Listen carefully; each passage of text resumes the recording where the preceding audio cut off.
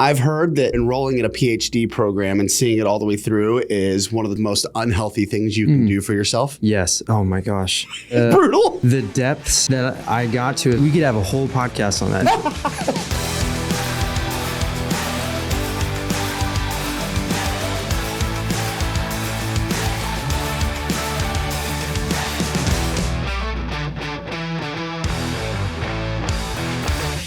Welcome to the Coach 'Em Up podcast. My name's Tim Riley. Zach was not able to make today's episode. Many of you may not know this. Zach has taken up exotic dancing since he has moved to South Beach. We're very supportive. That being said, he had a competition that conflicted with his ability to be here today. That's okay. We are in full support of Zach's exotic dancing experiment. Now, I have it on good authority. The next time we record, Zach will be back. And I think it is only right that we ask Zach when he returns to put on a bit of a display of some of the exotic dancing that he has learned from his time in South Beach. I think all of us would enjoy that. There are two types of people on planet Earth that walk this world. They are with us and among us. They are us. Some of us, better than others. And I'm just going to get to the point. There are subscribers and non-subscribers. Full pause. Moment of silence for the non-subscribers. Amen. For all you non-subscribers, do the right thing. Make your friends, family, coworkers, athletes, clients, people in your community proud. Do the right thing. Go ahead and subscribe. Our analytics department, me, sees that about half of you who watch and listen are unsubscribed. It's free to you. It helps the show. And we want to keep doing this until the end of time or until we just eventually just burn out like a bottle rocket or something like that. So subscribe. Now that all of that is out of the way, I want to go ahead and introduce today's guest, Dr. Jacob Goodin. What's up? It's Doctor. good to be here, dude. You can call me Jacob, by the way. Jacob. My students call me Doctor. Okay. It's kind of a brand thing as well. It is. But, Does it feel sweet, though, to be able to have the title? It does feel sweet. It comes with a fair amount of imposter syndrome kind of baked into it. Sure. Because it's like, oh, he's a doctor. He's expected to know things on a wide variety of topics, even outside maybe necessarily my expertise. So right? To that point, because I have a question. What is your expertise specifically? Okay, so my PhD was in Sport Physiology and Performance. Okay. And so I basically went to school for 5 years, also was in the trenches at the same time. So it was very applied. We were working with athletes in a Division I weight room setting, doing their sports science, coaching them up, writing their programs, and all the while, understanding physiology to a deeper level, but really leveraging how do all of the scientific disciplines lead us to improve performance. So a little bit different than exercise science, right? Where you're more studying the physiology of a human through the lens of exercise as a stimulus. In this case, we're like, hey, let's take exercise phys, let's take biomechanics, nutrition science, all of that, and how do we leverage it for sport performance? God, it sounds like a fucking dream program. That sounds amazing. Yeah, in theory, it is super amazing until you layer on the hours of working as a strength coach and sports scientist and attending classes. It's grueling. It's tough. Well, I have two things on that. One, just confirm or deny. I've heard that embarking or enrolling in a PhD program and seeing it all the way through is one of the top 5 most unhealthy things you can do for yourself. Yes. Oh my gosh. Brutal. The depths that I got to as far as mental health goes. We could have a whole podcast on that. And my wife, God bless her, was amazing during that time. Yes. We were having our babies during that time. Like oh little my kids. God, dude. Yes. Do you feel like you can do anything now though? Oh, yes. Within reason. Within reason. It also gave me a healthy dose of reality. Like, hey, Jacob, here is literally the limits of what you can do, and you have run up into them. You've redlined and blown out the engine, and and had to seek out some higher help and some, been there. It's very, very, very relatable. Yeah. Also, with the title, I'd be interested to know: do people do you find that people ask you for advice that would be typically better suited for other specialties, Yes. like a literal physician? Yes, 100% of the time. And I have to say, I'm not an MD. And for a long time, my family would come to me with injury questions. And Sure. It makes sense because Sure. the term athletic training, right? An athletic trainer or a sports medicine physician, someone like that should take care of those. And the titles can be misleading. Yeah. And let's be honest, I probably know more than the average Joe about those types of things. Yeah. And that's what most people have questions about. Hey, I've got pain here. What can you do? And I'll be like, well, when I had pain here, here's what I did. 100%. Right? Yeah. Yeah. The reason we're here today, I started following you. I don't remember how long ago it was, but Oh, I remember. I screenshotted it. Well, it was a moment. I have just been incredibly impressed at the content value and, frankly, your ability to take a lot of complex stuff and make it very understandable. And also, I just feel like you have a really based grasp around what matters and perhaps some of the things that maybe don't. And you do a wonderful job of putting that on display on your social media. So hats off to you. I'm familiar with you. Maybe not everybody is. So we got a little bit into some of the trials and tribulations of you going through your PhD program. But for people who don't know you, can you take us back to the formative years, Jacob? Oh, wow. Okay. What did you have an athletic background growing up? How did you just make the decision that this is indeed what I want to do? What was that process like going through your education? And then what has the professional career looked like up until this point? Yeah. Okay. We're going to go back to We're going to go through, we're going to do the whole story. So in fourth grade, no. Well, actually it does start there because in fourth grade, some PE teacher told me, hey, Jacob, if you run, because they could tell I like to run. I always won the beep test, the pacer test. We were doing that at the time. Okay. Set the school record in that at my elementary school. Big deal. Of 100 What's the name of the elementary school? John Rogers Elementary. Shout out John Rogers Elementary. Yeah, they closed down a little bit. Oh, that's very depressing. Yes. Never mind. I revoked the shout out. Actually, you know what? May they always be remembered. Okay, Yes, keep going. Yes. And but my PE teacher said, hey, if you take bigger steps and you reach out in front of you, then you're going to run faster. And I took that to heart because I wanted to be fast. And that set me up, probably it wasn't only that, but that set me up to have this sort of overstriding pattern in my running that You were really reaching, man. Big heel strike. Took it incredibly literal. When I was thinking about it, I was like, okay, I will do what you say. Yep. And I was fairly gifted at running. In middle school when I discovered track and field was a thing, I was like, oh, okay, I'm okay at team sports. I was like the okayest team sport athlete, and was really all of my success in team sports was because I was either faster than people or I didn't quit. Got it. And then I was like, oh, track and field is literally that. Yeah. Right. So I started running the mile. I was undefeated all of middle school. Wow. And I was like, okay, this is kind of cool. And in high school, my buddy was like, hey, let's go out for the cross country team. And I was like, what's cross country? I didn't know what it was. And he's like, well, I don't really know, but it's co-ed. And I was like, I'm down. I'm there. I'm in. Right. Sign me up. And through that process, I quickly discovered okay, I've got a shot at varsity. Long story short, cross country, track and field, specialized in the mile. Nice. Went to state my senior year in Washington State. Super fun experience.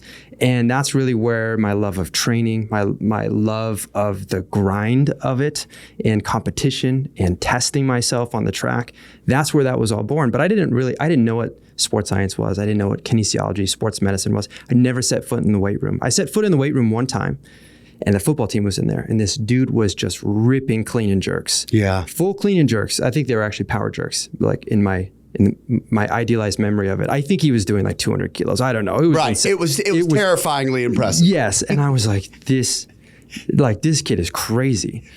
And I was over there trying to squat the bar. Right. And couldn't hit depth. And that was my only experience. And so fast forward, I go to college. I went to Westmont College in Santa Barbara.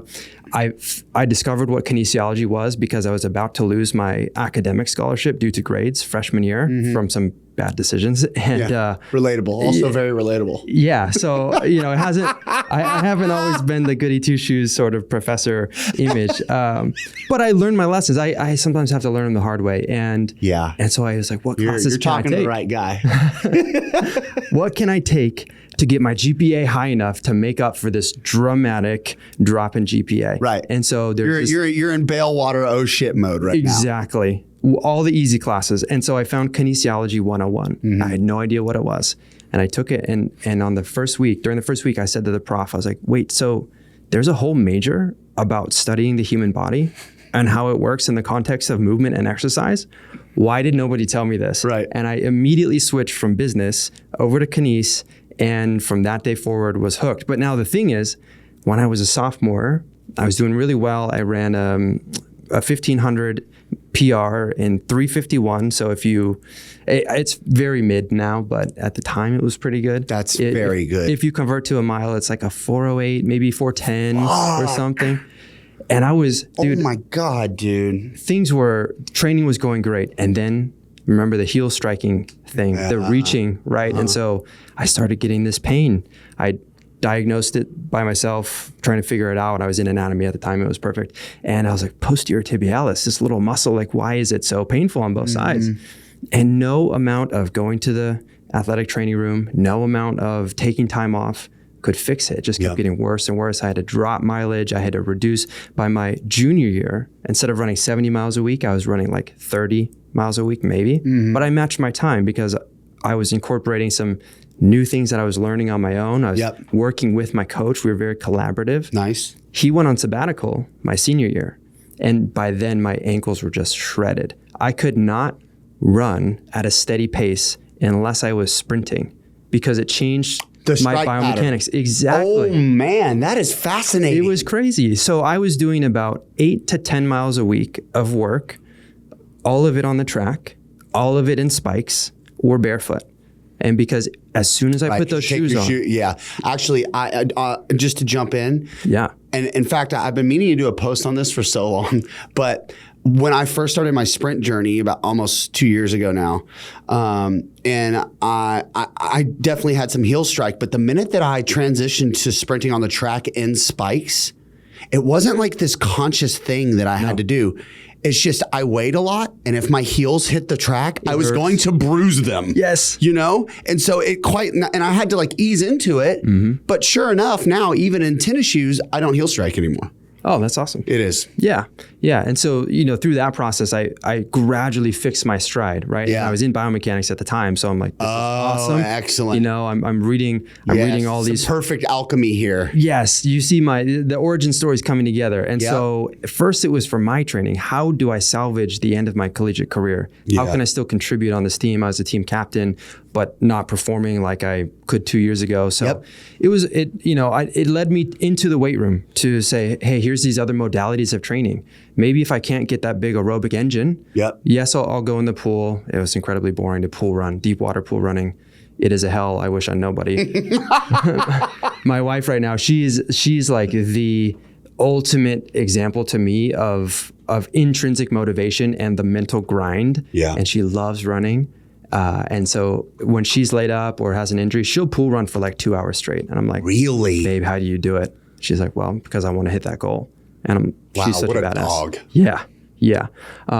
Which wife's name? Lisa. Shout out Lisa. Let's go, babe. And anyway, so it led me into the weight room. So I'm like learning how to lift for the first time as a 21, 22-year-old. Yeah. Doing sprint drills, only sprinting. And then after college, I had to hang up the spikes. I tried to come back several times. But even to this day, my ankles are just still, they throb if I try to run.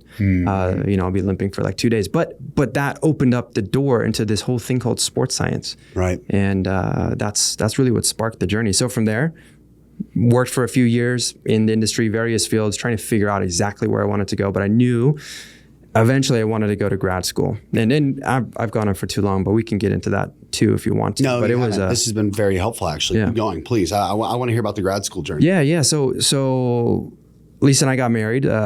We got married very young. We knew we knew that we were meant to be together, right? And so we got married, lived in Santa Barbara. I didn't know which direction I wanted to go, but I was interning as a strength and conditioning coach. I was doing a ton of personal training, just getting my reps in, learning, right, as I'm training all manner of gen pops to youth athletes to older athletes and everyone in between, and working at a PT clinic, coaching high school track and field, and living the dream in Santa Barbara, barely making rent.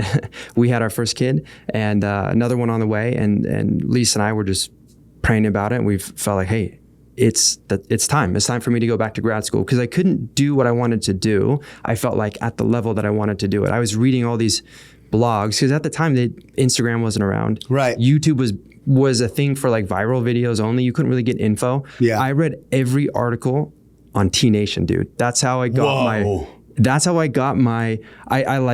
accelerated my weight room experience by starting at the current Do you date. have any do you have back. two GOAT authors on that platform that you found yourself gravitating towards? Yeah. It's hard to narrow it down because there were many. And some I won't remember their names, but the one that does stand out is Contreras. Yeah. Right? Because what happened, not necessarily for all his glute stuff, but what happened was I saw him on T Nation, then I found his blog. And on his blog, he was writing about research he was involved in. He was writing about his graduate studies. And I was like, okay, this is where I want to go, because I see myself wanting to help other people who have come behind. Yeah. But I didn't feel like I could do it in the way I wanted to yet. I loved the science of it. And yet I was not yet prepared to communicate the science in the way that I wanted to. Right. And so I emailed him and I was like, hey, you don't know me, but I read your blog. Where should I go to grad school? And he's like, I'll write a blog post about it, this week. And I was like, awesome, thank you. So he writes a blog post. Oh, sick. Yeah, and top of the list was East Tennessee State. And it was top of the list because, Doc Stone is preeminent sports scientist, godfather of sports science in America. Mm-hmm. All of the faculty members work with athletes or worked with athletes at very high levels. And it was the only program in the US at the time that was fully focused only on sport performance and had a master's and PhD. God, and so it's like, let's go. And the crazy thing about that, dude, especially I feel like this was confirmation for us while we were praying about it. We didn't realize this, but Johnson City, Tennessee and East Tennessee State, that's where my wife and I actually started hitting it off, because we had an indoor nationals trip there. Track and field, only 5 athletes went. Yeah, dude. So on the plane ride over, right? Full circle moment. It was so full circle. I was like, wait, do you recognize this campus? And it was like the first time we ever started, really vibing. So it is cool. Beautiful out there, East Tennessee. It is. Yeah, how cool is that?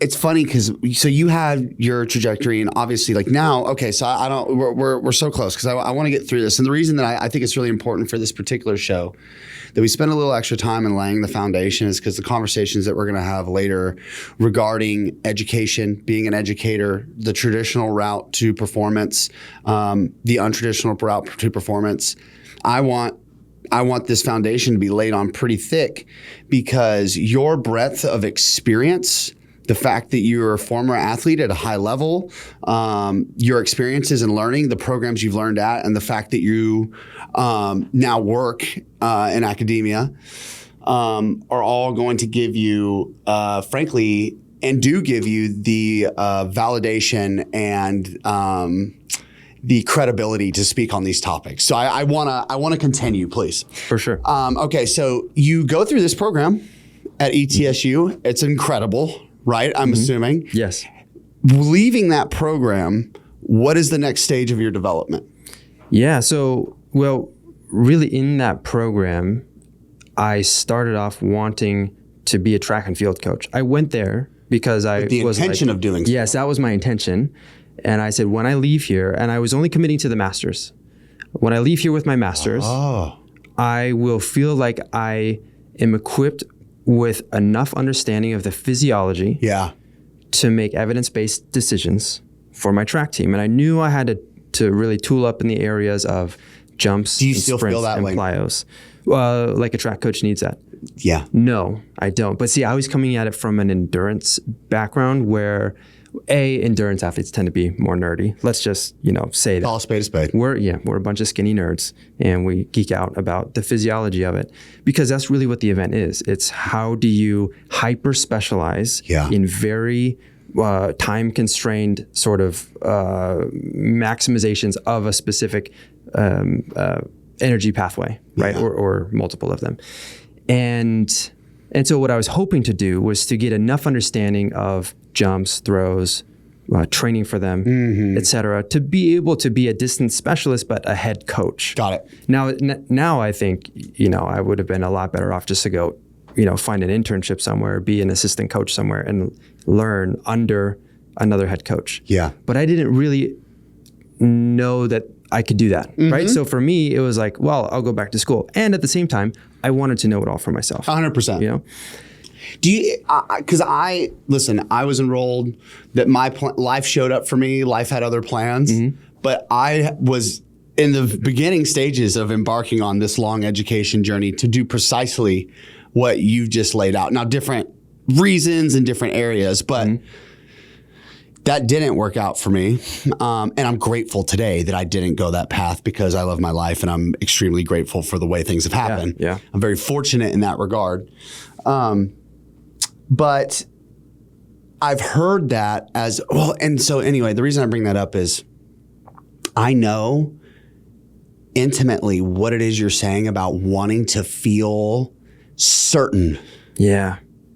And when I look back on a lot of the education I took outside of experiential stuff where I was actually like being mentored or actively interning and stuff like that, it was because I had an idea in my mind that it would create some level of certainty for me that I would be good enough or knowledgeable enough to then do X, Y, Z. But if I distill it down, it was like a fear of like not being good enough, not being smart enough, not being qualified enough.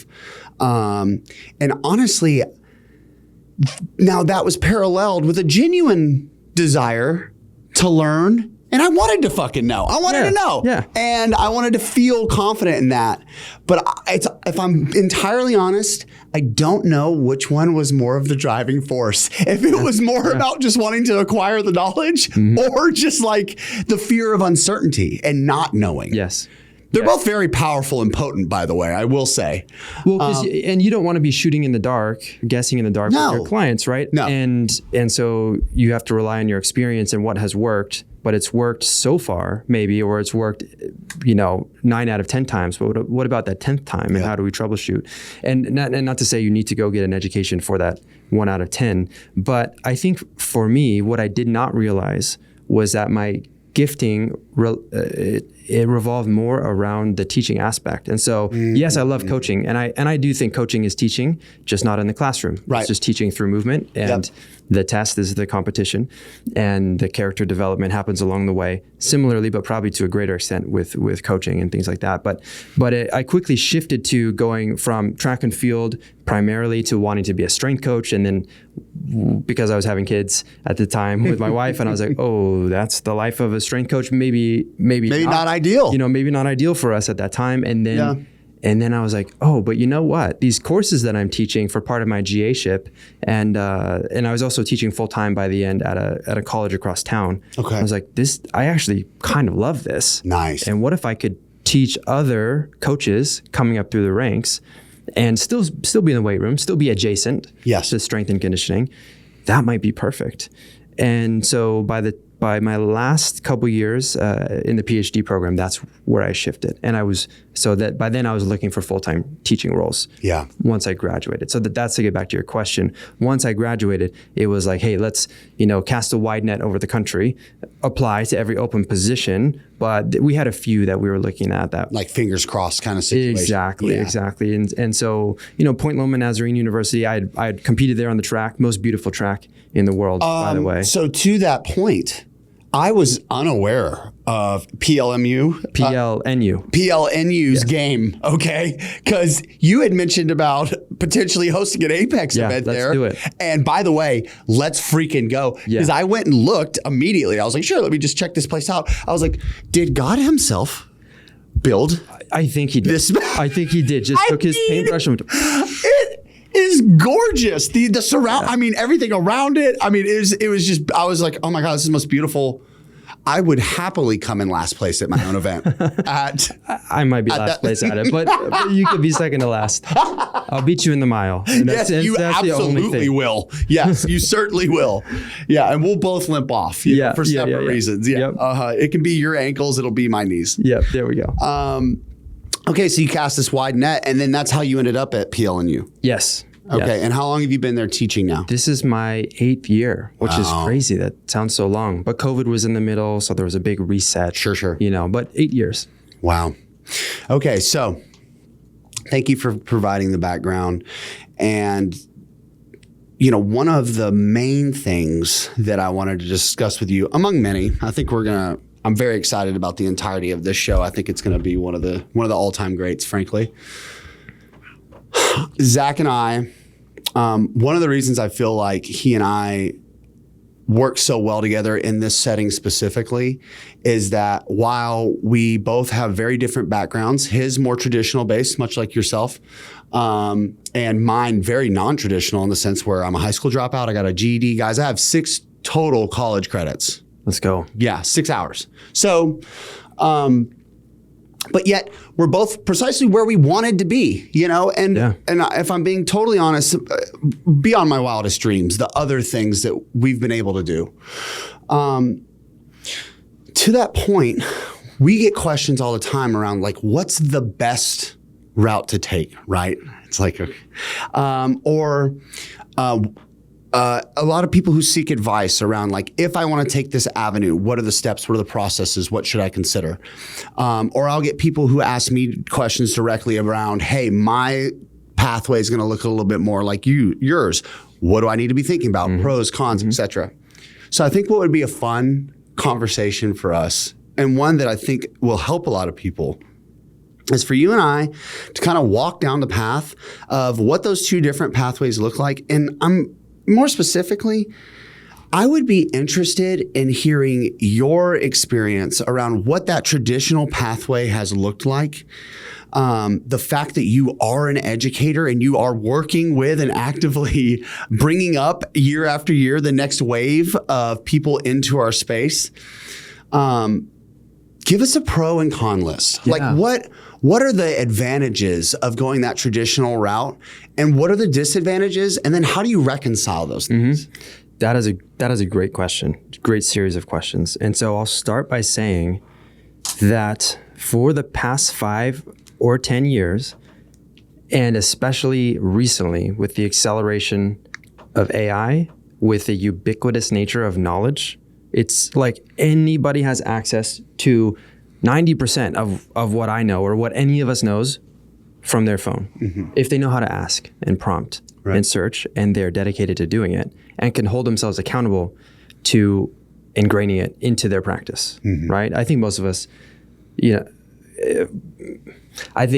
are tempted to not do that, to just leave it as like an easy to access source of knowledge, right? Because we could just pull it out on the phone, but how do we actually implement that when we're in person with our athletes, right?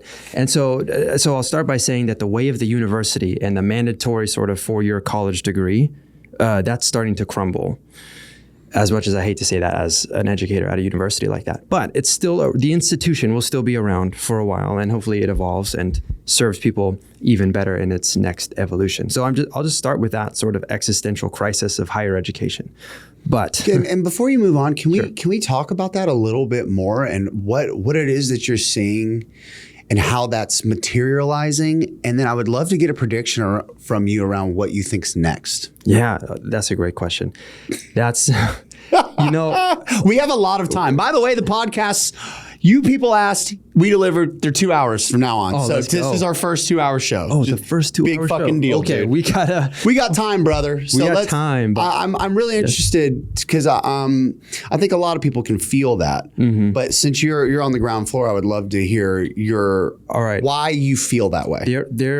I'm not going to lie to you. There are some students who get into our university, which is hard to get into, and they come and they are good at gaming the system. I don't mean cheating. I don't mean academic dishonesty.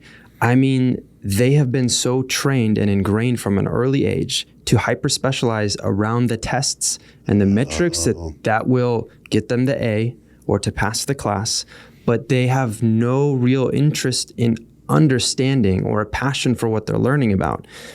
And, you know, this is not a knock against them. It's a knock against the system. Right. It incentivizes you to know the answer, but not have an understanding as to why the answer matters. Right. And so I'm constantly like, and I'm thinking more at the undergraduate level right now. Yeah. So I'm constantly trying to remind them like, hey, yes, we're learning about this area of the body, the shoulder girdle. But remember, when you have a patient in front of you or a client or an athlete, they are not an injury. They're not a shoulder girdle. They are not a series of questions on an exam.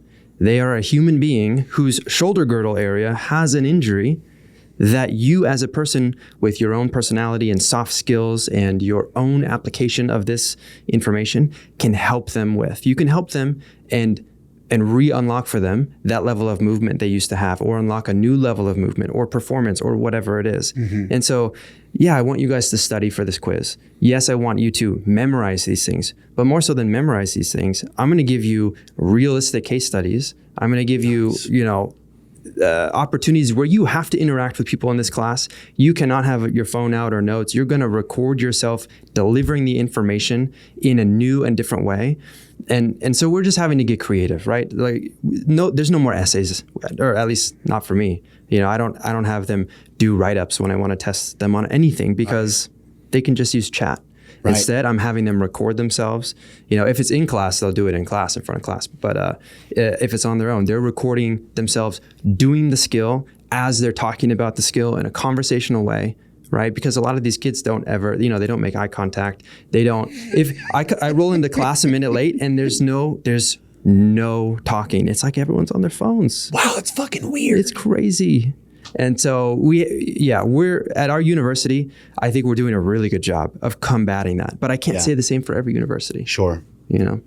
So to get back to the question of both pathways, there are so many coaches like yourself who are operating at a high level, who are lifelong learners, who are curious, to your point earlier. You wanted to know this for yourself. Yeah, there was a thing about kind of authority, wanting to have certainty. Yeah. But I think through that journey, you had to take that journey to realize there is no certainty. 100%. I had to be confronted. I was like, oh, once I get this shiny toy, I'll be certain. And it's like, I'm still so uncertain. Exactly. Yeah. Just continually let down. Right. I have to learn the hard way too, Jacob. Yes. Yes. You put them on the force plates and you're like, this is going to give me the answers. No, it gives you 10 more questions and follow-ups. Which maybe is the route you needed to take. Maybe you needed to ask those questions. Yeah. And so we have to operate at different degrees of uncertainty. It's like that graph. You see those memes where it's like the beginner, and then I just want to smash weights and get jacked, and it's in the middle. It's like this isn't the line. This isn't the most appropriate line of pull for the lat. And then like the last one's just like, shut up, just smash weights. Exactly. Yeah. We had to go through that middle hump. Yeah. Right. And mine just involved getting a PhD. I guess it was longer. It was harder than everyone else's.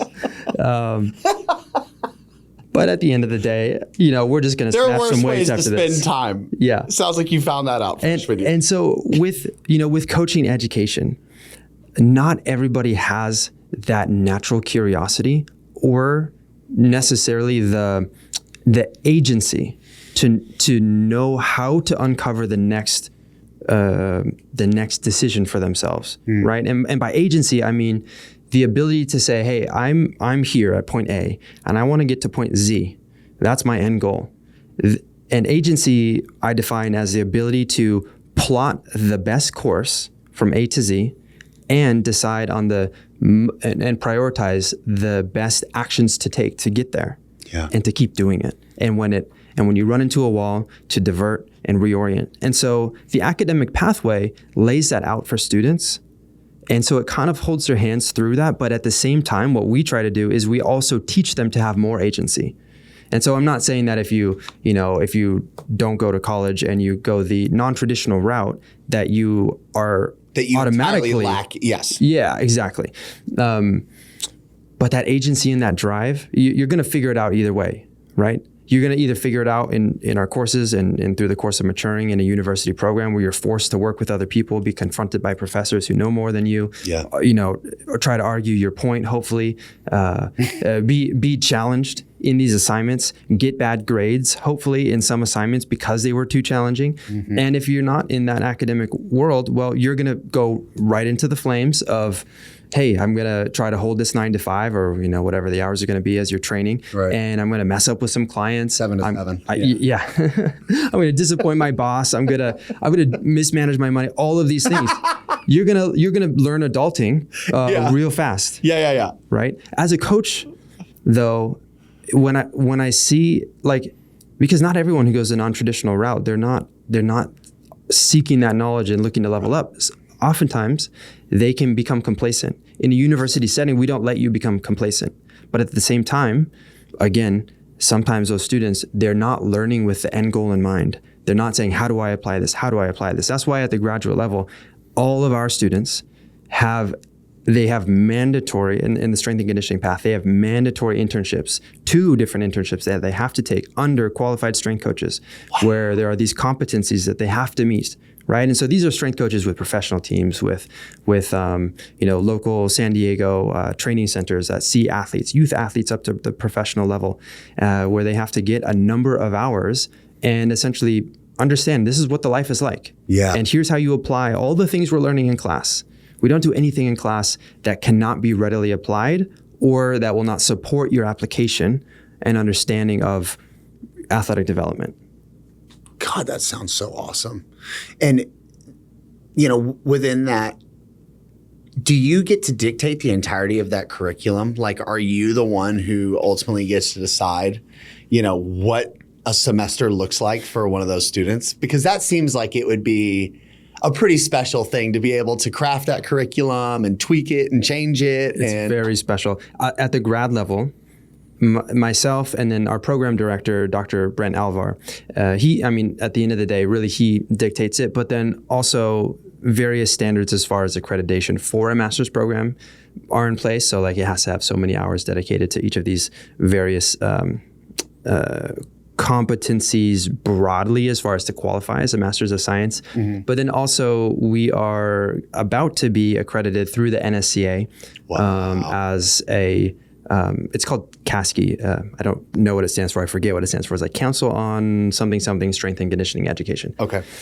And so essentially by 2030, in order to get your CSCS, your Certified Strength and Conditioning Specialist, accreditation or certification, you have to have graduated from an accredited university, which has caused a lot of uproar, right? Because then, can I just say with what the entry level pay is for a CSCS coach, that feels fucking unhinged. Yeah. And so here's what they are trying to do. And there is a historical precedent for it. Okay. They are trying to raise that entry level pay. They're trying to say, hey, rest of the health and sport adjacent industry, strength coaches are just as qualified, just as specialized, just as important as athletic training, as sports science, as, MD, not quite the same, probably more important in some ways than an MD. Right. Not more specialized, but you get what I'm saying. 100%. We're trying to elevate the profession. So it's in an effort to combat that, actually. Right. And so it's similar to, with the Flexner report and medical doctors and 100 or 150 years ago, right? There was no MD. You just go and you intern under another local physician and you learn their ways and then you become a doctor, right? And it wasn't until the standardization. Been using belladonna for 25 years. Yeah. This is the best treatment. Trust me, kid. Exactly. Yeah. Pull out the leeches and just stick them on. And we know in the fitness space, it's the same way, right? You could be on Instagram and you're like, what is going on with what this coach is saying? And they have, 200,000 followers and everybody's, just applauding it in the comments. And so hoping to raise the bar, right? Now, as far as the curriculum goes, to get back to your question, at the grad level, the group of us, myself, Antonio Squante, one of my colleagues, and Dr. Alvar, we pretty much set that curriculum. Yeah. This episode is brought to you by friend of the show, David Gray of David Gray Rehab, creator of the absolute game-changing foot, ankle, and Achilles program. To date, it's helped over 8,000 people, including Zach and myself, get back to running, jumping, and playing pain-free. This program isn't just for athletes, it's also been used by coaches and physios in the NFL, NBA, and Premier League, as well as every other major sport. And if that wasn't impressive enough, you can get the full program 15% off lifetime access when you click the link in the show notes and use code TIM at checkout. The Coach 'em Up podcast has partnered with Eleiko. Let's go! Not only is Eleiko found in 85% of Power 5 schools, but they also offer at-home solutions from racks, flooring, rigs, barbells, bumper plates, your favorite accessories like straps and weightlifting belts, you name it, Eleiko's got you covered. Go to eleiko.com/coachemup and get access to the same equipment that they're using in the best facilities with the best athletes on the planet. And now, back to the show. So for the students that come through your program, is there a common thread with what their end goal is in terms of like, you know, a certain level they want to land at as far as coaching, or are there some common reoccurring themes? It's really, as far as strength and conditioning goes, it's very broad. We get, I would say, the fewest of our students, but we still get some in every cohort. The fewest want to go into high school strength and conditioning. Yeah. But some have a passion for that. And I think they're the real saints, right? For sure. Because they're going to probably be working as a PE teacher. They might be teaching like a random social studies class. Yeah. They're going to be coaching 5 different sports maybe to fill out their full-time position. And they're going to be doing strength and conditioning for the teams. And I think that's amazing. And we need more qualified individuals in that. A lot of them, a big majority, want to go into the collegiate sector. And then also many want to go professional. But, you know, you have those students who come in like, yeah, I want to work in the NBA. And then you start talking to them and you understand real quick, like, okay, you need to go from, you want to be at level 100 and you're coming in at level literal 0. Yeah. And I don't just mean with that level of experience, but I also mean like the understanding of what it will take, the drive, the passion, the pursuit of knowledge, the application of that knowledge, the hustle, the grind. Yeah. And so we do our best to teach those things. I think those quote traits are really just a set of actions, right? Somebody who grinds or somebody who... You literally beat me to my next question with this. Okay, ask your question. I want to hear you. No, because this is perfect.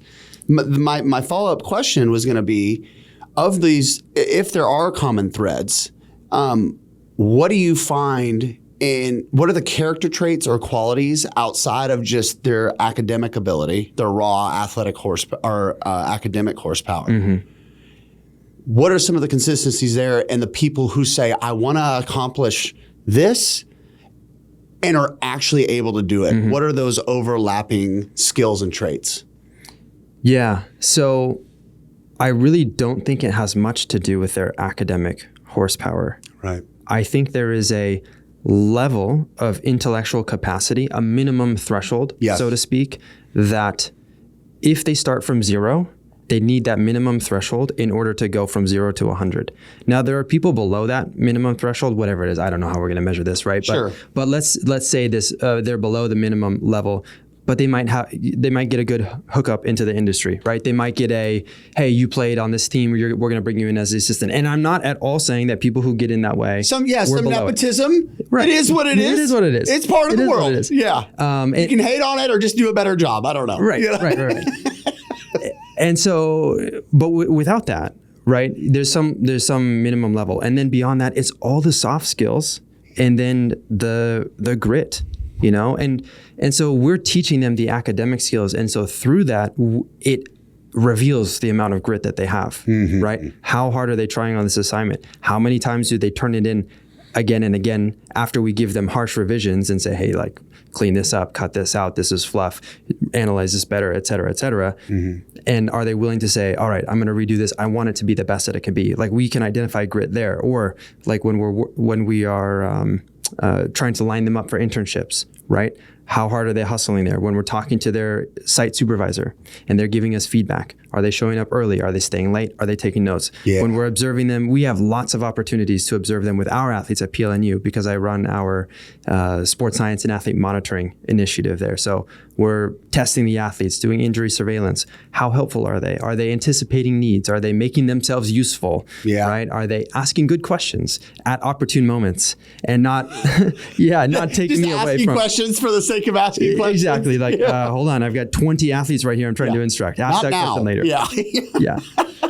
And so we can, it kind of reveals both their capacity, but also their determination. And so with the determination thing, a lot of times, I have to have conversations with students and I'm like, hey, you say you want to go this way, but I'm telling you what you're exhibiting right now is not going to get you there. Yeah. And so here are the action items I would love to see before we meet again. And I give them a deadline. In 2 weeks, I want you to have emailed, 10 potential internship positions, or in 2 weeks, you need to have made this amount of progress. And by the way, I want to see your training log for the, next 2 weeks, because you wouldn't believe how many of these students come in and they don't train and never have trained. Oh, that's the thing that blows my mind. That actually is wild to me. And never have trained? Yeah. Or they've exercised. Right. Right. But not trained. They're not trained. Big distinction between working out and training, by the way. Yes. Yes. Fascinating. And now some do, plenty do. And to their credit, the vast majority of students who come in that boat, they may be exploring this as a career option and didn't know what to do necessarily. And so they're like, I'm going to go to a master's program, kind of like me. Right. When I went to my master's, I did some years in the industry and trained during that time in the weight room. Yeah. And I was a distance athlete. But to their credit, when they hear me harp on this, they're like, okay, like he's going to call me out if I'm not training. And so I'll come across them in the weight room and they're learning and it's amazing. They're fumbling through their, learning a clean or a snatch. But then the cool thing is their colleagues or the other peers in their cohort are right there coaching them. God, that's right? awesome. It's the coolest thing. I love it. So awesome. Yeah. Very, very cool. I would imagine that over the course of these, of this process, you become pretty close with some of the students, right? Yeah. I mean, there have to be some pretty heartwarming, special moments seeing some of these people. You know what I always find? Whenever I have like an intern or I've hired someone at a gym or something like that, and it's always the person that like I kind of don't like. And then I end up loving them. Yeah. You know what I mean? Yep. It's like, it always happens that way. It's like never the person that like I loved immediately. It's almost always the one I'm like, I don't know if so-and-so is going to make it. Or it's like, they kind of bother me a little bit. And then they end up growing on you. Yeah, totally. It's like that thorn in your flesh, like comes back around and you're like, oh man, we've been through some stuff together, dude. Exactly. And to be able to call each other out on some things. And then like, once you're at that level, it's like, okay, that's good. I will say that, man, some of our students that we get, they're all great, but some of them are kind of the opposite of what you said. They come in and I'm like, where did this kid come from? Yeah. Like, do you just want to switch spots right now? Do you want to organize all these research sessions? Really? And like, they're like, two right now come to mind. Carson and Evan, shout out to you guys. Shout out Carson and Evan. And Yvonne right now, who's at Pitt running their sports science stuff. Like, dude, so some of our students come in and they are just stellar. Yeah. And they are such an asset to us while they're there. Mm-hmm. And when they leave, I'm like, please don't go. But I'm glad you got this job. Like Carson's working right now with the San Diego Football Club, both with their academy and with their, the main team. It's so cool to see where they end up. Epic. You kind of touched on the training piece too. So and I talk about this a lot, but I'll get questions all the time from people who maybe have traditionally been the more academic route, right? And perhaps they didn't play D1 or at least a level high enough to feel like they demand a certain level of respect or authority with the athletes they work with. This is a common question of how do I get buy-in with this population? Yes. And there are some cheat codes to that, right? Where it's like you did the thing and you did it at a high level. Yeah. Like that's the ultimate one. Yeah. Like if Trey Hardy, I had the wonderful opportunity of doing a combine prep with Trey Hardy, wonderful human being. That's sweet. Friend of the show. And silver medalist. Yeah. Freak. What a stud. By the way, I'm gonna tell everyone a Trey Hardy story because it actually and when I tell this, know that I actually feel anger. We're doing testing for the vert. It's like week 2, right? And at this point, like with the athletes, we've got some I'm not going to continue to name drop, but we've got some dudes, right? And they can jump.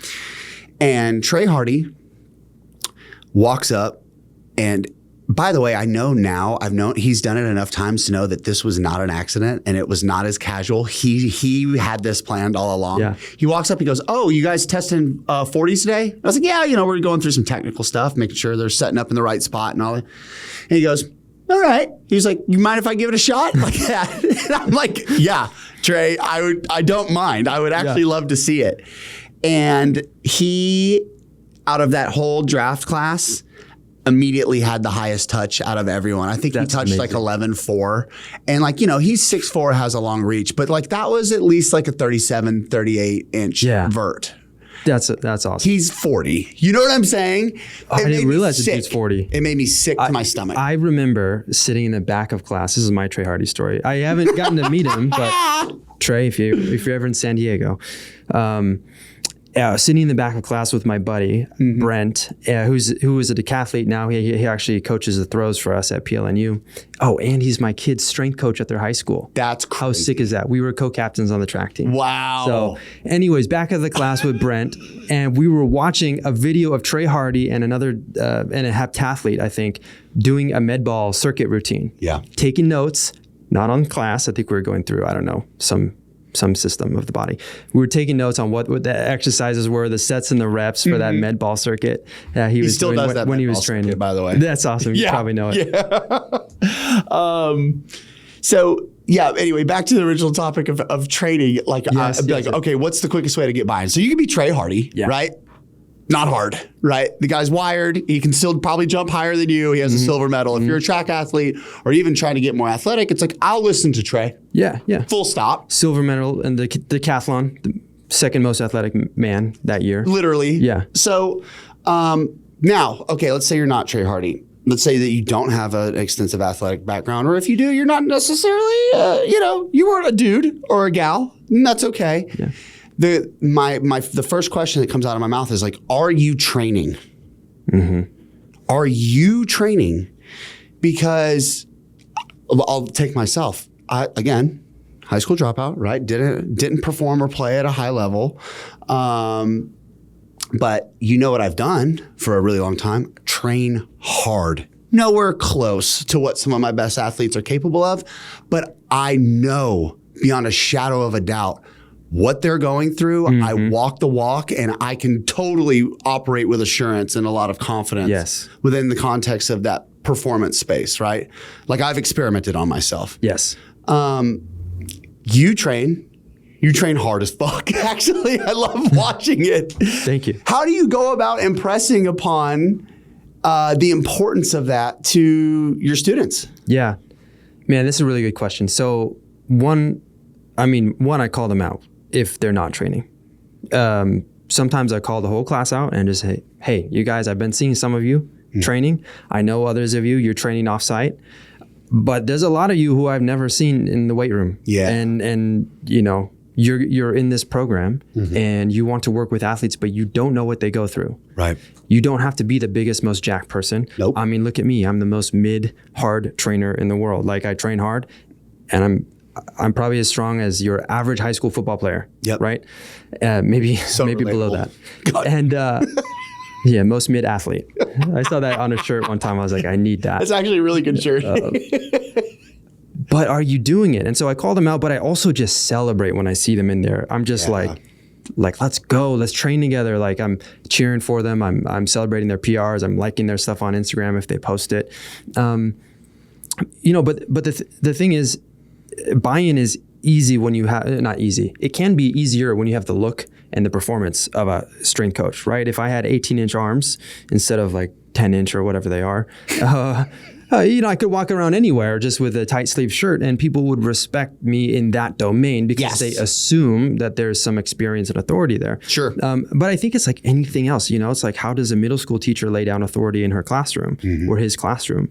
You have to have standards and you have to hold those standards. Yeah. And At the same time, you have to understand that your athletes are not just athletes, they're not just numbers, they're human beings. Yeah. And so, yes, we hold them to whatever the weight room culture standard is that you set, but you also have to communicate with them. You also have to have those relationships. You remember one or two things about them, starting with their name, and then... A wonderful place to start. That's a great place to start. I have a hard time with names, dude, so I'm preaching to the choir. Actually, I really struggle with names. Yeah. I'll remember someone's whole life story. Yes. And be like, the guy, the dude. Yeah. And then I'll just start telling their life story, and people are like, what the... Kelly should be like, what? Yeah, anyway. Yep. Ask them questions, right? And then also you have to swallow your pride sometimes, and you have to know when and how to flex and where to give them autonomy, right? And how to, autonomy is such a big thing. You don't want to be an autocrat in the weight room. Yeah. Right. And so the buy-in piece comes from that. It comes from the soft skills. It comes from communication. But then I guess maybe this is one of the soft skills. The way that you communicate is very important. Yep. Right. Can you communicate confidently and to a crowd? Can you manage that weight room of 20 basketball guys versus 30 soccer girls versus the golf team of 5 who, maybe they're on the quieter side and they don't like the weight room? You have to be able to work with these different groups. And the only way that you're going to do that is with more reps. You just have to get in the reps and intentional practice, right? Just practicing the same way won't get you anywhere. So that's where the internship is important because hopefully that site supervisor or mentor is going to call you out on some things. And I call our students out all the time. I'm like, hey, the way that you, when you're talking like that, nobody hears you. Yep. Or you have to slow down. Or, hey, you just gave them a thesis when you needed to give them a sentence. Yeah. Right? Here's how we cue. I'll stop. I won't stop a session when an athlete's there, but I'll pull them aside and say, hey, when they were doing this, instead of X, let's try Y. Yep. And here's how. And I'll just, go through and demo. So those things as far as buy-in, of course, results are important, but when we pull out all our sports science fancy stuff, a big temptation is to kind of use the impression of tracking and outcomes for buy-in, but I think a much better, and that will drive buy-in, right? A much better way is to then use those results into the training, show them that it matters. Hey, based on your session RPEs from the last week, it looks like you guys are a little bit tired. Let's talk about that. Oh yeah, coach, it's midterms and man, I'm really studying for that anatomy quiz, et cetera, et cetera. And so we use the data as a means to have a conversation with the athletes. So instead of becoming less involved because we have data, we're not just staring at data sets, we're not staring at screens. You integrate it. We integrate, We use that to drive. It's not zeros and ones. It's not just right. Yeah, exactly. So you have a course, actually. So we've talked a lot about the CSCS, and its primary purpose is to help bridge the gap between getting prepared for that test and passing the test. Can you talk about it a little bit? Yeah, absolutely, dude. And so, the CSCS certification, I think, is probably globally the biggest strength and conditioning certification out there. A lot of environments that you might want to coach in will require that. Not all of them, but a lot of them. And then also, if you've got to get a cert, why not get the best cert? And, people can argue about which is the best cert and which is not. I still think it's the best cert. And is everything, gravy? Is it all perfect? No, there's some issues with any cert, but it's I think of it as a minimum threshold for a lot of avenues. But the thing about it is it's a tough freaking exam, right? There is a scientific foundation section and a practical applications section. And what I find is that coaches come in, there's some people who fail both sections. And so, that's another story. But usually people are solid in one and not in the other. And if you have gotten an exercise science undergrad and you were more of that sort of brainiac, textbook smart type of person, but you're lacking the real world experience and or you're not a meathead by nature like we are, we're just addicted to training, the practical part, man, that's going to throw you for a loop. On the other hand, if you come up through the ranks and you've been interning and you've been you've been a strength coach, maybe you've been an athlete, but if you don't have that undergrad science-based experience, exercise science, you're going to have a really tough time because there are questions about how do we apply, differential emphasis of energy systems and work to rest ratios and how many ATP this, and it gets into the weeds on it. And so this course, it really is aimed at those coaches who either are coming back to get certified after years in the industry. Okay. Or those students who were book smart and they know the science, but they have no idea how to apply it. And so the way that I lecture in this virtual course is live lectures that I record and I put into a lecture library. They are at length. They are conversations. Because I tell stories, I tend to drop anecdotes and I probably go on for too long. But what the feedback has been is that, hey, that actually helped me understand this dense section that I reread about 10 times in the book with zero understanding made, zero gains made in knowledge. And then, I attempted to read Franz Bosch, Strength and Coordination, I believe is I mean, listen, man, I've got good reading comprehension. I do. I may have a GED, but that I can do. Holy fuck. I mean, I was stopping after every 2 paragraphs being like, time out. What did I just read? Yeah.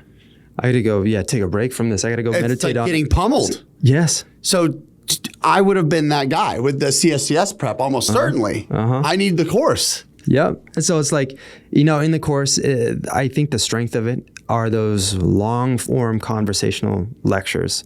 And it really started on YouTube when I started posting my lectures during COVID.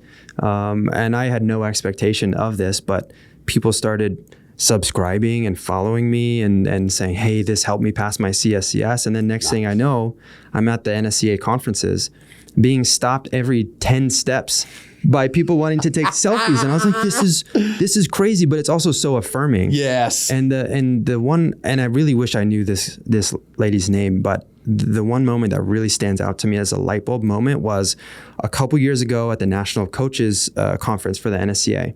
We were at one of the mixer events and she comes up to me and gives me the biggest hug. And then with tears in her eyes says, you helped me to, I'm going to get emotional here. She was like, you helped me to put food on my table during COVID because I was in a transition to strength and conditioning and I had no way of getting certified so that I could have this job. And then I found your free videos on YouTube and I passed the exam. And I'm like, this is incredible. Yeah. And so, after enough people asked me to develop a course, I was like, okay, I'm going to do it. And so that's why the course exists. And it's got the lectures, it's got questions that I've written, test questions, practice questions. It's the real deal. It's hard though. It's intensive. It's harder than my college courses. I'll be honest with you. There's a lot there. So what is the name of the course? It's called the CSCS Accelerator course. So, because there are plenty of people who listen to this show religiously who will find that resource very helpful. Let's go. Yes. So where can people find it? And where can people access it? And then tell people where they connect with you. And we have a lot of show left, but I want to make sure that we get, I feel absolutely. like it's going to be very valuable. Absolutely. So well, first of all, I'll give you a link. So friends of the show, if you're sub to the show, and that's half of you, the other half need to do it, right? You heard him. You got to do it. Sub to the show and you guys can get a Coach 'em Up discount, right? So we'll put the link down there, but you can also find the link on my Instagram, Dr. Jacob Goodin. It's linked to my YouTube videos that are free. There's free videos that give you some of what you need to know for that. And those are on YouTube. So the links are all over YouTube and Instagram. Nice. Okay. So we're going to put a link in the show notes. So if you've made it here, we're an hour on the show, you just earned yourself something pretty sweet, a discount link to his CSCS Accelerator course. You talked about internships, and some of the questions that I receive a lot regarding how to get better, how to be more informed, how to get more experience revolve around this overarching, really umbrella idea of mentorship. And the word internship, I think, more pointedly probably applies to an academic setting, though it doesn't have to. But I think when people hear internship, that's probably the main association. I've spoken so much about the power of mentorship because more than just like interning, I've found it more helpful to take a much more involved role.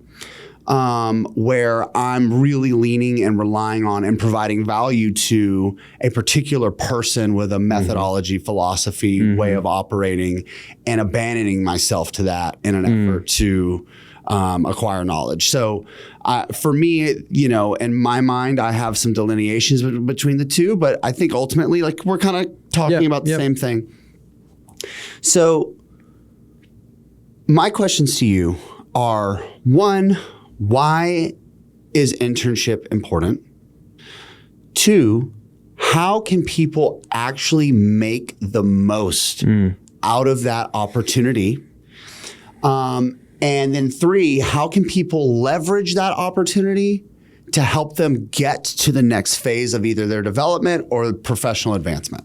Man, those are good questions. First, I want to call out a phrase that you used, abandoning yourself to that methodology of mentorship. I love that. Your mentees, the people you mentor, are fortunate.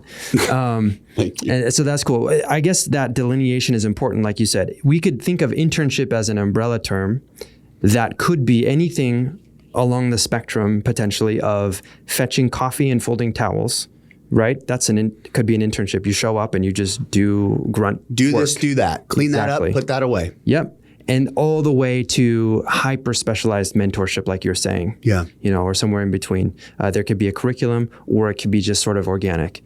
And so internship is the umbrella term maybe, and mentorship is that intentional act where there's a relationship formed and a give and a take. And I think ultimately that's what we hope for mentorships. That's why we have, at PLNU in our grad program especially, we have a set of competencies. We have very clear communication with the site supervisor. And all of the site supervisors are there because they feel the same way that you do, because they were mentored. They had valuable internship experiences. And so as far as making the most out of that, well, first question was why? Yeah. And it's because we have to embody the knowledge that we hope to gain. We have to see it embodied in someone else. And then it comes to us through that relationship, through observation and relationship. You could read it in a textbook. You can train it, right? That's the next step. Embody it in yourself.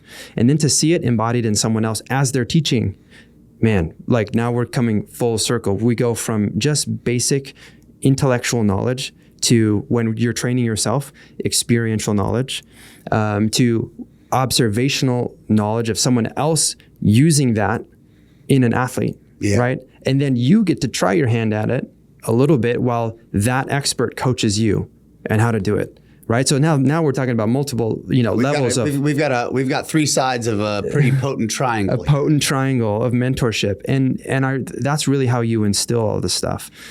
So that's the why behind it, right? And also because so much of what a strength coach does, or any profession, cannot be encapsulated in a textbook. You have to experience it. You have to know all of those details. And so to live through it with somebody is the best way to do that. Now, how to make the most of it as a mentor, as an intern, as somebody who is saying, hey, I want to learn everything that you know. Number one, and I forget who was posting about this recently, but they said it well, be an asset to that person. And they put a monetary value to it. Like, hey, if you're taking 2 hours of their time, give them 2 hours back by being an asset, right? Whether that's anticipating needs. And so what I say is anticipate needs. You learn the system, you anticipate needs, you ask, hey, I see you setting up that. Can I set this one up? Yes. So don't assume, right? So anticipate, but don't assume. You show up early, you stay late, and I'm not going to give you a bunch of like hustle culture stuff, but if you're passionate about this, you're going to show up, paid or unpaid. That's the other thing. Do not expect a paid internship. I don't get, I understand making rent and paying for it. And if you've got a wife and kids as well, like sure. I've been there where my wife literally went out and started her own photography business for weddings and stuff to support our family while I was in grad school. Yeah. So, I've been in the trenches there. Don't expect to be paid though, because if you're passionate about this is what sets you up. This is kind of the proving ground of like, hey, if you're gonna have any type of longevity in this career, you need to be willing to do it when you're not getting paid, because it's what you would be thinking about anyways. Yeah. It's what you're already just intrinsically motivated to learn and to live out. And so you're gonna show up. Yep. Bring a notepad. Because if you take notes on your phone, it's going to look like you're on your phone. On your phone, yeah. Yeah, keep that thing away, put it on silent, take notes. If your mentor is talking to you and your hands are not occupied, take notes. If you need to, pause them and say, hold on, sorry, can I write that down really quick? Keep going. And then because, and this, not just for appearance sake, but also for appearance's sake, because it's a sign of respect to value what the other individual is saying and to show that you're going to reflect on it and consider it later. And it's a good practice. It's a good practice for you. So be an asset to them, anticipate needs, but don't assume. And as soon as you start learning the system, then you can start saying, hey, I know that such and such team is coming in at whatever, 5:30. Do you want me to get here early and set up?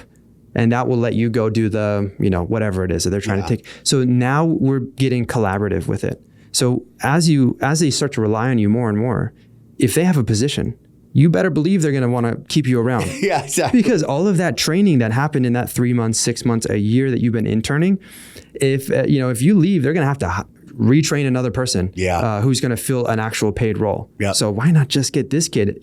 He's demonstrated his worth, where, she's been an asset to us. We want to keep them around. They have good people skills. The other thing is, man, you have to have a thick skin because it's a strength coach, right? Strength coaches are not always known for being gentle. There are some. I'm kind of a Mr. Nice Guy sometimes, too much. I don't like hurting people's feelings. But as I get older, I care less about that. And this is just the reality for all of us. It's a reality. and so if you have big feelings, old and cranky, if you have big feelings, and if people's words tend to sting, you can learn to brush those things off and understand that they want to make you better. Yeah. But hey, if it's a high stress situation and you mess up, let the correction happen one time and then learn from it. Yeah. Right? Fail once and learn. Yeah. And if you do that consistently, there's going to be grace. That might be the most well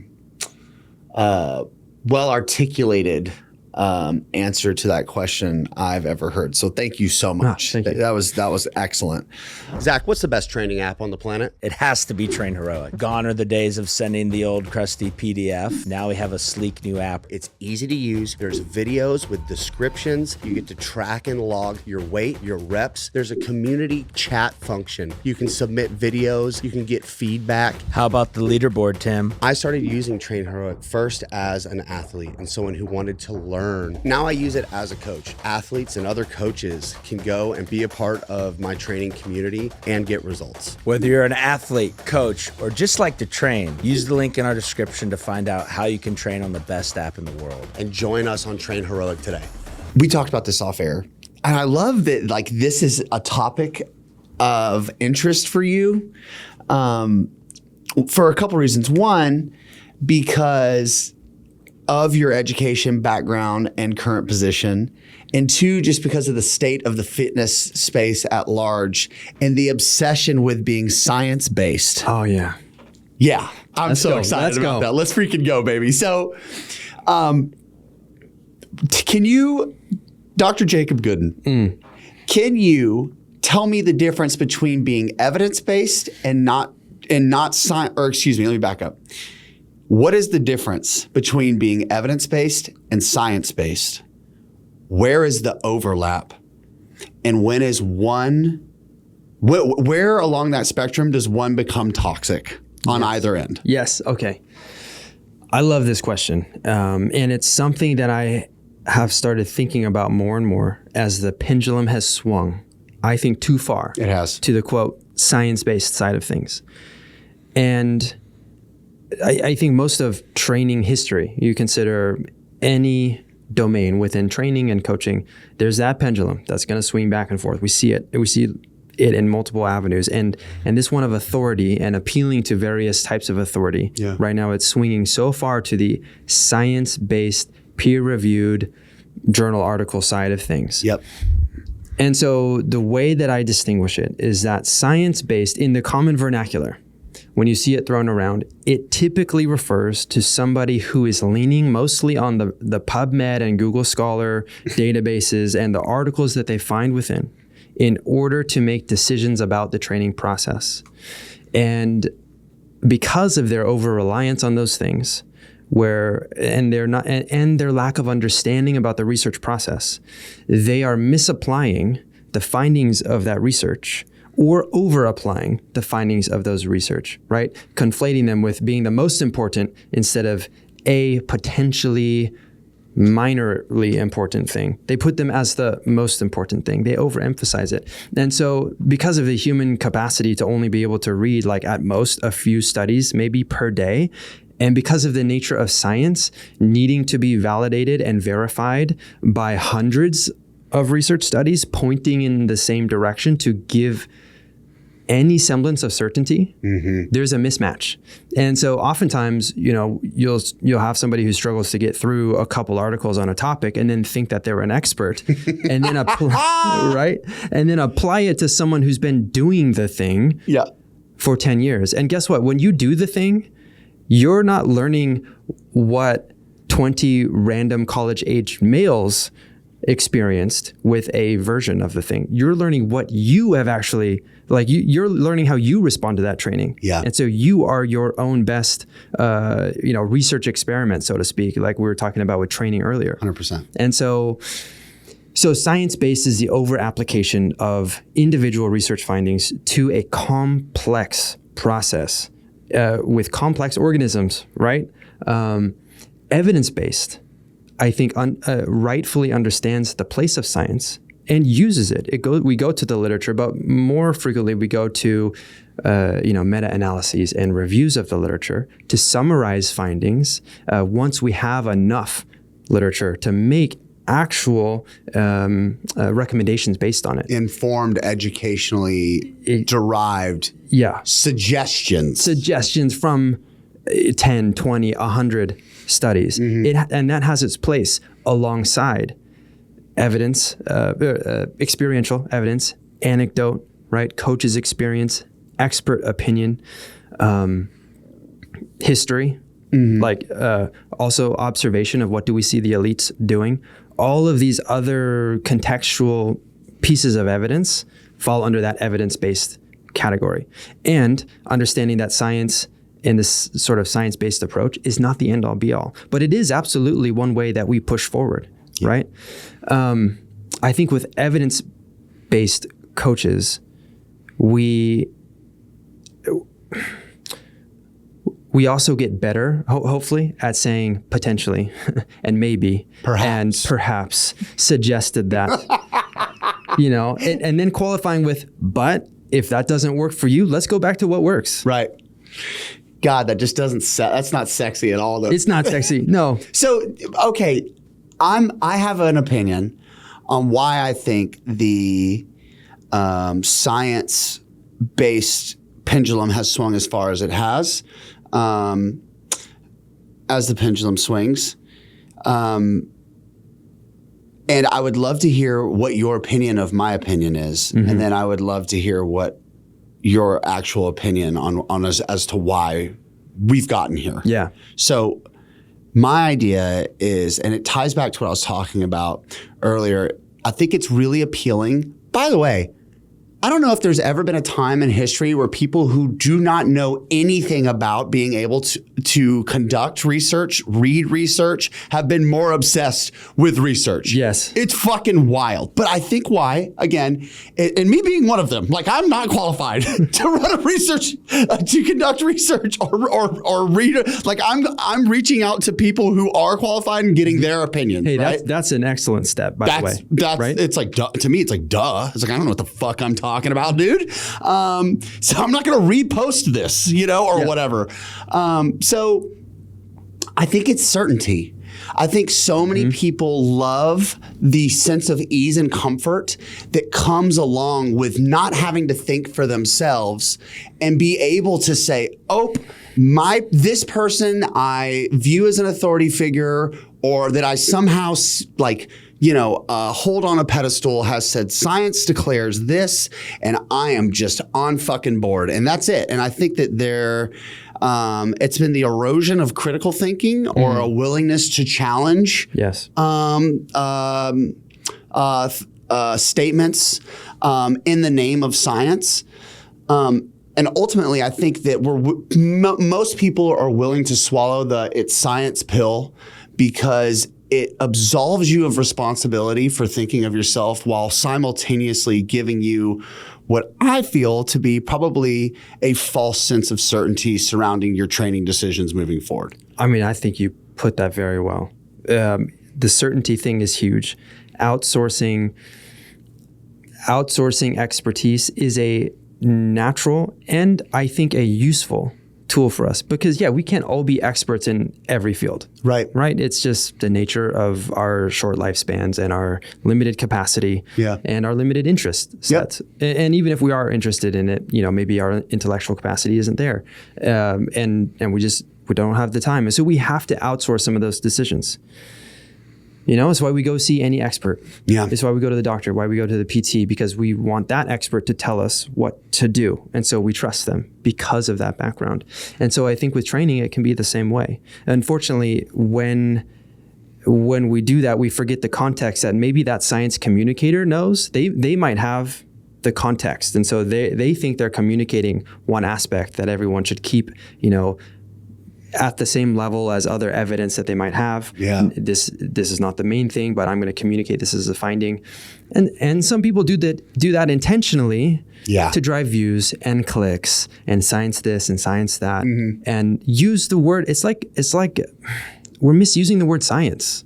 I think it's taken on more of a religious terminology in the name of science. Yes. Well, it's based on science, so I'm not going to challenge it, right? I don't go against my scientific principles.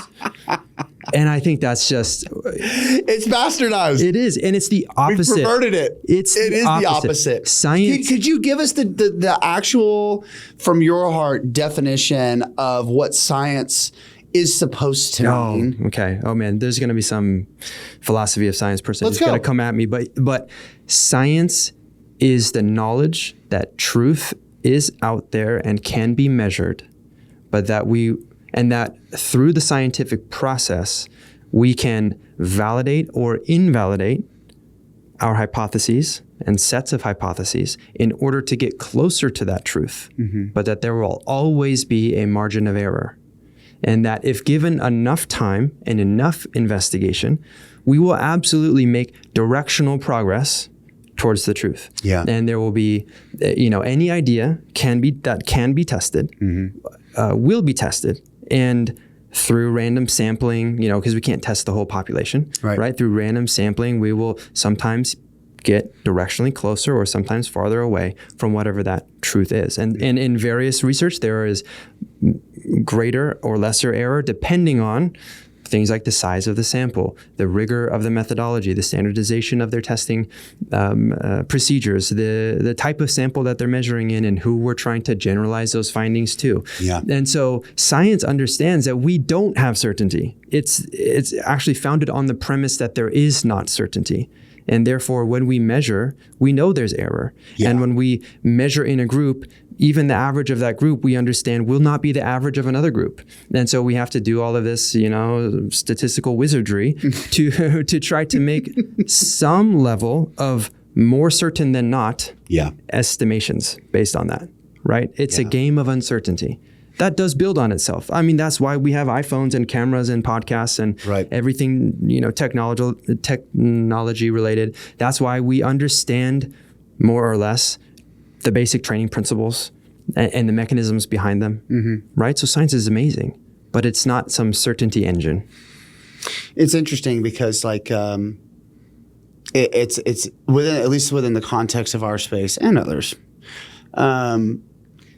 it's been a rebrand almost of that inherent understanding, and it's been morphed into something else. It's been very interesting to watch, and I've asked this question a couple times in recent podcasts. So if you guys have heard this one before, forgive me, but it's so fascinating, and I think it's so relevant that I would love to hear a bunch of different perspectives on it. How does the pendulum's going to swing again? And I think I'm starting to see what that looks like. And it starts at the level of content. Hate it or love it, that's where the rebellion begins. And that is what it is, by the way. That is how it's breached, and sort of how you're able to break through the lines of this of where the and that's what ultimately gives that pendulum the momentum to swing back in the other direction are people saying, no, fuck that. And now we're kind of confronted again with the bell curve almost in a way that we talked about earlier, where people say it's like, oh, I start here and then everything's science, but it's like, maybe not. But I do see it swinging really hard back in the other direction where it's going to be like, shut up and just lift hard, full meathead again. Yeah. Which I don't, I'm all right with that. Fun. Yeah. But there are also downsides to that too, right? Yes, like it cannot just be that. Yes. But I think having a measured and balanced approach, it just doesn't get you the notoriety or the validation or the rage bait or just all the things that are unfortunately very much so rewarded within our current climate. But how do we reconcile these two things is my last question on this topic. It's like, okay, obviously, or at least obvious to us, evidently, the pendulum swung too far this way. And yet we do know the importance of having anecdotal and personal experience and hands-on time and effort operating outside of a very science out of this rigid space. There is a common ground. There's gray. How do we get back there? I think through conversation. Yeah. It's, and we're seeing this pull back and distrust of authority in a lot of realms, right? Not just strength and conditioning. For sure. But if you're in the U.S. anyways, I can't speak to the rest of the world, but it's a real thing. And I think conversation like this, where you have two people, maybe not who represent the polar ends, because on the polar ends, like you said, a lot of it's for rage bait and a lot of it's for clicks, for sure, and notoriety and clout. But if you have two clout, if you have two people who in good faith have a conversation about it, that's that, and people can hear it, like on a podcast, right? Yeah. I think that's how we can stay anchored in the middle way, in this collaborative environment where we say, hey, if you're a strength coach who likes to read the research, by all means, let's do it. And let's help understand and interpret it in the context of what has worked for your team for the last decade and has made them a winning team. But maybe it's your very nature to be curious and analytical that has helped you in your coaching. I have an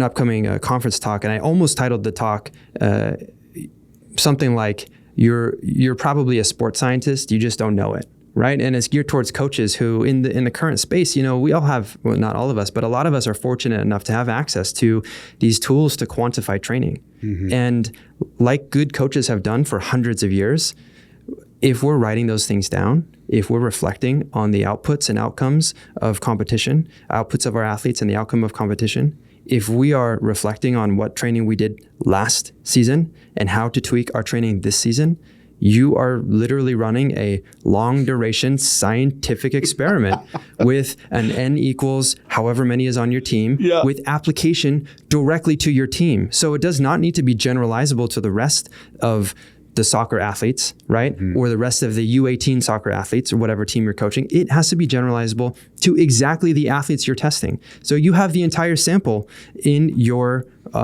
study that you're running, right? And so I think coaches who do that are doing science. Yeah. And so again, it comes back to that conversation and the understanding that I don't think we need to hold science on such this ivory tower type of place, like put it on a pedestal. I think it's great that it's accessible now. We just have to recognize it's a tool. Yeah. It's a tool, and the real thing that matters is the athlete in front of you, your relationship with them, their buy-in to your process, your commitment to them from a heart of, I think, ultimately of service towards them, right? And wanting the best for them. And if you want the best for them, then you will leverage everything under your domain in your tool belt for them. You won't neglect the science, right? Because that would be from a place of pride ultimately. Yes. Yeah, or neglect. Or neglect, yes. Yes, just pure neglect. Jacob, we've got I put up a question box. We've got some questions from the crowd. Let's bring it. Let's go ahead and start fielding some of those. Okay, so this first question, phenomenal. I'm going to steal some of my thunder for later, but that's okay. Nurhand Merkin. I definitely nailed that. Jacob, what are your key advices to a young student who wants to be a strength and conditioning coach? Okay, this is going to get at some of what we said earlier. It depends on the context of the student, but assuming nothing of the student, you should be training. You should be training yourself to the highest level that you can. You should be applying what you learned in the classroom, whether it's from anatomy and phys, whether it's from structural kinesiology, whether it's from your strength and conditioning class, into that training and thinking about it while you train. When you're doing your conditioning, think about the energy systems. Understand what that feels like viscerally. Also, train your friends and your family for free, right? Let them get some skin in the game. I really like, Alex Hormozy's approach, like the business dude, in case you follow him. Have them donate to a charity and say, hey, that donation is your payment to me. We're going to get some results. I'm going to start training you. Don't be afraid to train Gen Pops for a long time. I learned so many lessons training. Still train Gen Pop. It's amazing because what you don't realize is that your Division I athlete might be a great athlete. They could be, they might be a great player of the sport. They could be a terrible mover, just like the soccer mom you're training. 100%. Right? And you might get some Gen Pops who used to be stud athletes themselves. Yeah. And shock you. You have to get the reps in. So if you're not, if you're a student, do not waste your time. If you're a 4-year college student, you have 4 years to take advantage of that university weight room, to take advantage of all your friends wanting to get jacked probably, right? To not gain the freshman 15 or lose the freshman 15 that they gained. Okay, you could be counting your macros in the cafeteria, which, by the way, I don't know about other universities, but our university cafeteria is amazing, and students still complain about it. And I'm like, are you kidding? Are you kidding me? Because do you know how long it would take me to prepare any of these dishes, let alone the 20 different ones you could get here at home? It's just wild. That's amazing. And even if you have a lower tier, go learn, smash weights in the fucking weight room, and get crushed chicken and rice. Yes, life's good. Life is good, and just train your buddies. You got to apply it, and find an internship. Yeah, fuck yeah. Okay, I'm confidential _ wants to know, can you be honest about sports science as a career? I'm 28, looking for a career switch. Okay. Be careful what you ask for. Yeah. The honest truth is that it's going to depend on your financial and family situation. How many people do you have counting on you? How many mouths do you have to feed? And what is your runway to being viable in this career path? Because most of the major leagues now are requiring the CPSS, Certified Performance and Sports Scientist certification, which is put out by the NSCA. Who also puts out the CSCS certification, and NSCA cornering the market. Oh yeah, and so that requires a 4-year degree in a related field and up to 3 years of experience, I believe, in a related field being paid in order to sit for the exam. Or you could have a master's and have about 400 hours or so of research or on-the-job experience. Damn, dude. Or you could have a PhD and then you qualify. Any of those qualifies you to take that exam, and that exam is the entry point to some of those higher level sports science positions. Now, that's not how it is across the board in every major league. I forget off the top of my head which ones it is. And even so, if you're a sports science associate, you're going to be making entry level bucks. Around, I think, 45, 50K starting, potentially higher, depending on the organization and how much buy-in they have. But once you're in, it's a great career. And if you love being involved and around high-performance sport, it's amazing because you're there with the athletes. You're part of the team. You're talking with the strength coach. And a lot of my students who get internships and then eventually work for these organizations, in some cases, they are an applied sports scientist, which is my sort of favorite version of sports scientist because it's I think of it as an educated strength coach and an applied sports scientist are kind of the same thing. They understand training. They can coach in the weight room. They can run the force plates. They can analyze the data. They can maybe do a bit of coding, do some visualizations, right? Basically, you get to geek out on the training process at an uber nerd level. Yeah. But you can still coach them up on a clean or something like that. Yeah. Like that's the ultimate. Swiss Army knife, baby. Swiss Army knife. A big beefy Swiss Army knife with with a camo pattern on it or something. And a Zen addiction. Yeah, on top of your caffeine addiction. Exactly. So that's my honest assessment of it. So consider it, and consider also that there are other fields within which you can apply all of these sort of sports science principles. Yeah. We're seeing a lot more physical therapists bring True. Quantification instruments in there, like from Vald, which I believe is a sponsor of the show, right? Vald is a sponsor, powered by Vald. Powered by Vald, and Point Loma is as well. And so we use all the Vald products. So shout out to Vald. And they are making their way into clinics, right? Yeah. So as an athletic trainer, as a strength coach. So there's a lot of different ways to apply sports science. I love it. Thank you for that answer. Okay. The question, shout out to good questions, by the way. Thank you guys. Because the first few times we did the Q&A box, it was abysmal. And I just have to say, all of you, you've stepped it up. Truly. Like it's been a level up in question asking. So thank you.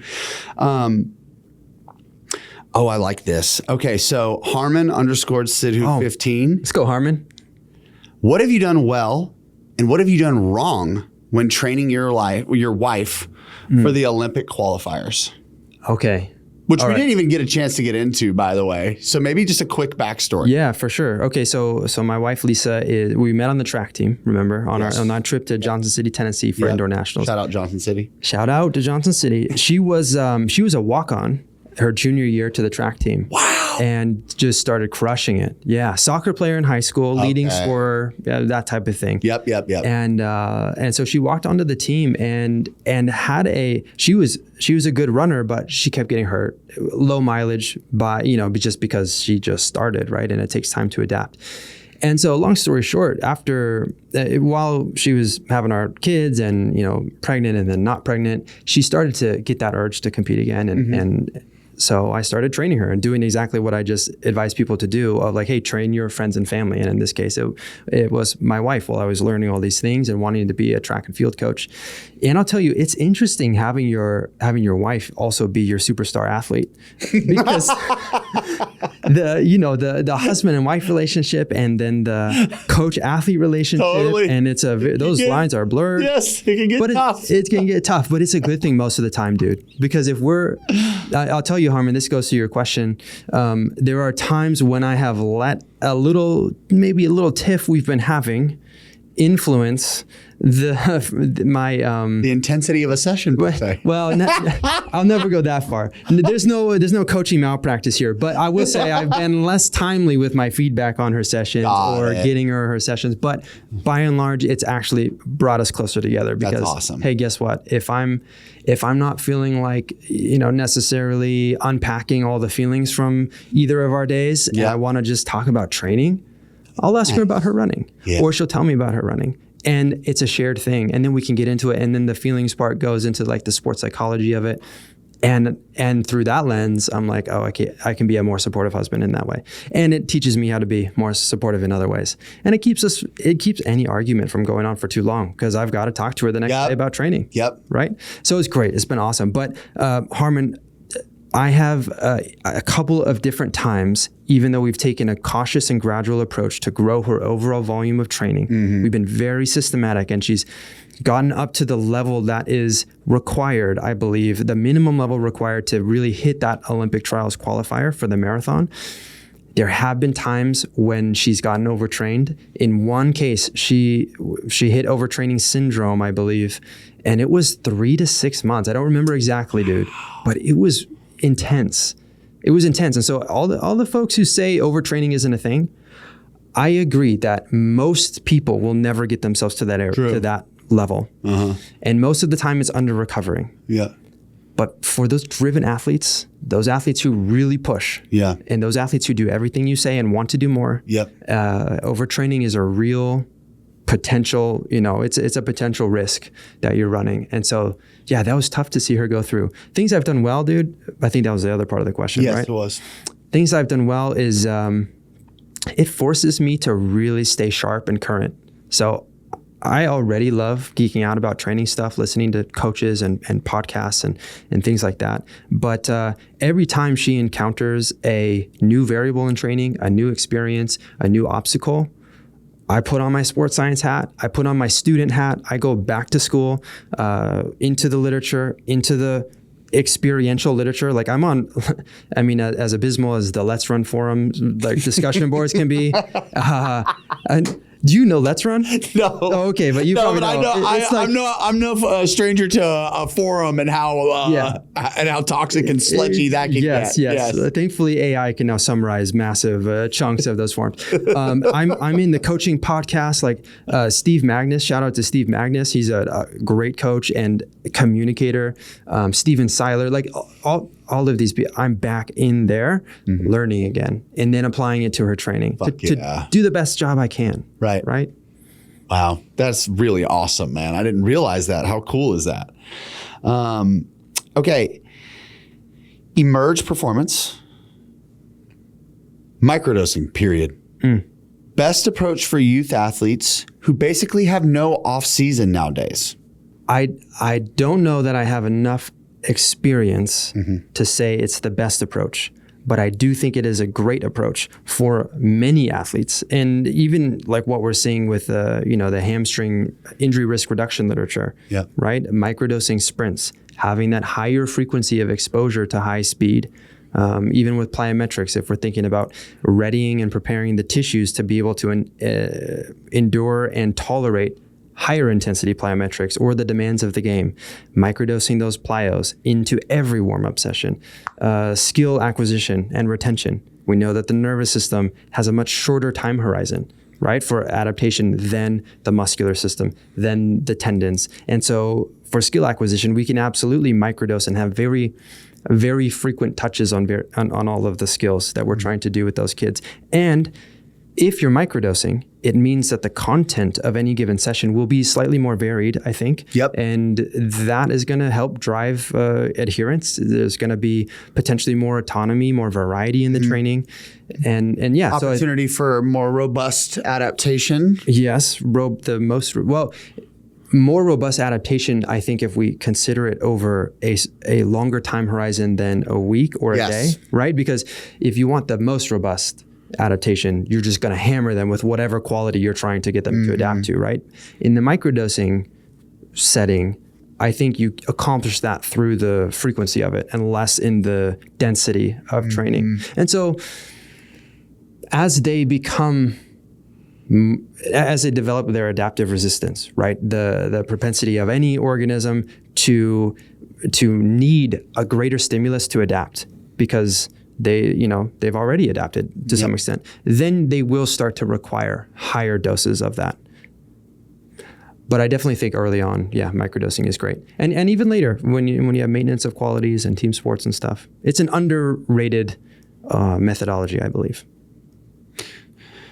Greenwood Training would like to know, what a great question. What's the biggest change you would want to see in the strength and conditioning industry in 5 years? I would love to see more collaboration and unification and availability around educational resources for strength and conditioning, up and coming professionals. And I think we're making strides towards that. I think what that is going to take is cooperation between large entities like the NSCA and maybe other certifying bodies, which we're making strides toward, by the way. And it is going to take international collaboration. I got the amazing privilege to travel internationally this year, partially on behalf of the NSCA, and to establish relationships with coaches in Germany and Italy. And, I get a lot of people worldwide, and India as well, where they do not have access to the resources that we do. And in our language, right, in our first language. And so I would love to see that become more available. The democratization of strength coach education and mentorship, man, that would be incredible. Fuck yeah. Right. All right. I'm going to apologize in advance for what's about to come out of my mouth in an attempt to say your name correctly. So please forgive me. But I don't even know if this is a name or what's happening here. Motabangre Thabile. You know who you are. I know you know who this you are person. Too. Yes, please help I me. believe so. I forget how to say his name though. Okay. I met him at the European College of Sports Science conference. Okay. He would like to know, what are the most basic and essential components of speed? Perhaps 3 to 5 things you must have. Must have or must train. We'll make that distinction because Great.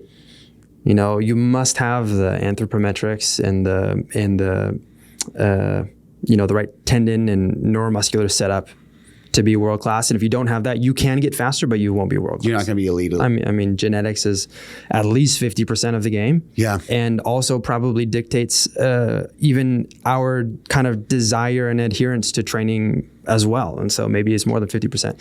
But components to train, I will say that of all of the qualities, speed and training speed, especially outside of team sports, is one that I am less familiar with, coming from an endurance background. But it's one that I've been trying to tool up a lot, in myself. And so what I would say is 1 is frequent dosing, 2 is readying the tissues to be able to not sustain speed, but to handle those high forces, right? Through like what I was saying earlier, extensive plyometrics, frequently dosed, correct application of forces. You can generate a ton of force and be slow, right? You have to transmit that force not only at the right rate of force, but also in the right directions. And so getting someone to watch you sprint, to give you cues during that acceleration phase, make sure you're transferring those forces horizontally based on shin angles and things like that, using external modalities to put you in the position, right? Because let's be honest, it's hard to just say stay low and then see somebody come out of the blocks correctly or come out of a 2-foot start. Yeah, keep your chin down. Yeah, exactly. Yeah, what if we instead give an actual resistance to that or put them in a position that forces that? Yep. And so I don't know about. I think the question was, what are the essentials of speed? 3 to 5. 3 to 5. So if you're training speed, tissue resilience and readiness, right? Building the underlying neuromuscular, just global output in the weight room. We've seen sprinters do well without the weight room. There are some who do poorly in the weight room, but they're amazing sprinters. But if you need to build it, you can build it in the weight room. Yep. But then you have to be able to apply that. You have to apply that force in a rapid time in the right directions. And so using implements that puts you in that in those positions is helpful, whether it's a resisted sprint or you bring the ground up to you slightly, right, with a gradual type of hill sprint for accelerations, training the different phases. So, I mean, that's kind of my sort of general all over the place answer for that one. I think you nailed it. All right. Segments, baby. Segments. We are going to get into them. So I'm going to skip 3 things because you did such a wonderful job of answering a previous question in the Q&A regarding like what does a young strength coach need or someone on the precipice of becoming a strength coach. So we're just going to go right to Rant and Rave. This is Rant and Rave. It is also brought to you by Train Heroic. I use Train Heroic. Zach uses Train Heroic. It feels like everybody now uses Train Heroic. I'm not going to take complete credit for that, but I'm going to take some credit for that. Click the link in the show notes. Join us on Train Heroic. Rant and Rave. So, Jacob, when we look at the performance landscape at large, what is one thing that is rant worthy for you? And what I mean is something you just like to see less of. On the other end, what's something that's rave worthy? Something that you're seeing that you want to see more of? We touched on this a little bit earlier, but I kind of I have dual rants that go side by side. And the first one, it gets back to our training thing. It's wanting to be an expert and authority in the space, but not caring enough to do the thing yourself. As a young coach, I will say, because there are plenty of coaches who maybe are on the older side and have come into it later etc. And I want to give them, credence. But if you are missing out on such a huge component of buy-in, of relating to your athletes, and of experience and knowledge for yourself if you're not training. And so, yeah, that's a rant. And then the other rant is going to be the parroting back of statements or strength and conditioning sort of truisms without understanding the physiology or mechanisms or reasons or rationale behind them. And I don't mean you need to go and, write a lit review on the topic, but before you say a thing, I think it would behoove you to at least have a basic understanding of why you're saying the thing that you heard this other coach say, or that you hear these other coaches say. And that said, I understand that the learning process, the first part of it is regurgitation. It's just giving it back. It's rote memorization. And as humans, that's how we start to learn, right? And it's not until maybe some of those things are challenged that we're forced to go deeper and be like, oh yeah, okay, yeah, I get, why did I say that? Why did I just repeat that thing? Because you're right. In this instance, it doesn't make sense. And so then you're forced to go back and understand, oh, I get it. Contextually, it does make sense in most cases, 4 out of 5, but then in this case, it doesn't. And here's why. And now we've learned. Yeah. Right? And so if you do the due diligence on the front end, then you can be a bit more cautious with those statements. And now you know it. Now you know why. And so those are my 2 rants. The raves... Dude, I love seeing up and coming coaches and well-established experts being curious and experimenting and not being afraid to fail, not being afraid to be wrong and look like an idiot. And let's be honest, it's just when we fail that we think we look like an idiot. But really, if you're the weakest person in the gym, or you have a terrible technique on whatever, or you put your foot in your mouth and then you clarify it, we don't think you're an idiot. We think you're human. Right. And we remember, oh yeah, we were in that place, 10 years ago or 6 months ago, or we're currently in that space. And so thank you for validating how I feel. Or we're in that same place in a related topic, right? Mm.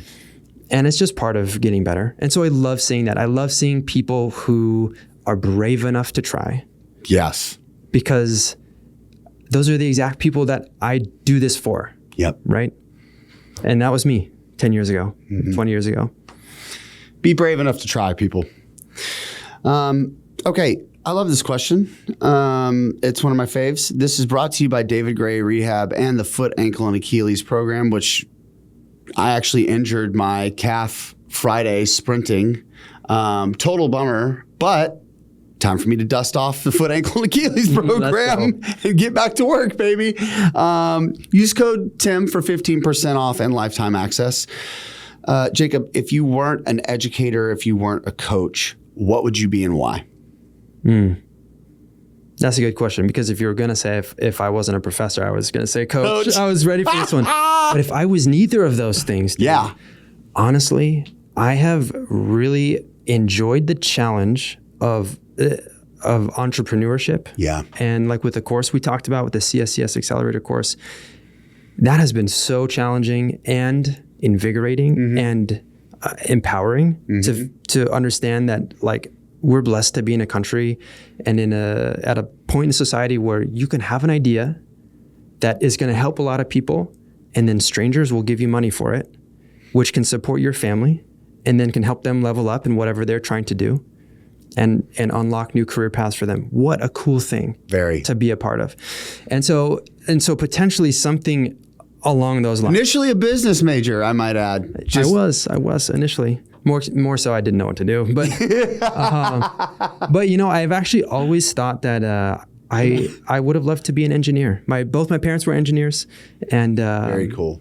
And I love Legos. I love tinkering. I'm a huge nerd, by the way. Sci-fi, sciencey stuff, space, Legos. Like, if my boys bust out the Legos, then I'm the one who's going to still be there 2 hours later, like making my whatever awesome thing I'm building and then having to clean it up.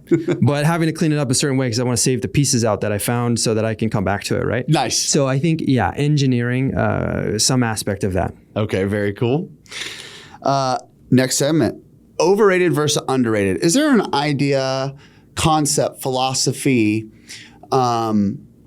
surrounding the performance space that is overrated? Something that you think it's perhaps a bit outdated or just not helpful? And then on the other end, is there an idea, philosophy, principle, concept that is underrated? Overrated.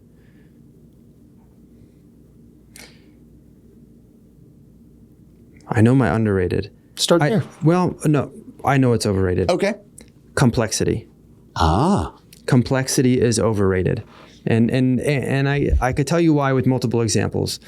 But when we're learning to program as coaches, I think we have this idea that the more complex the program is, the more supersets and specific rest periods and active recovery modalities to mobilize this and then train this and then superset it with that and do an activation sequence, all of that. I think it's important for the learning process because it really does help us sort of understand how these puzzle pieces can fit together. It helps us to create the stimulus we want from our athletes.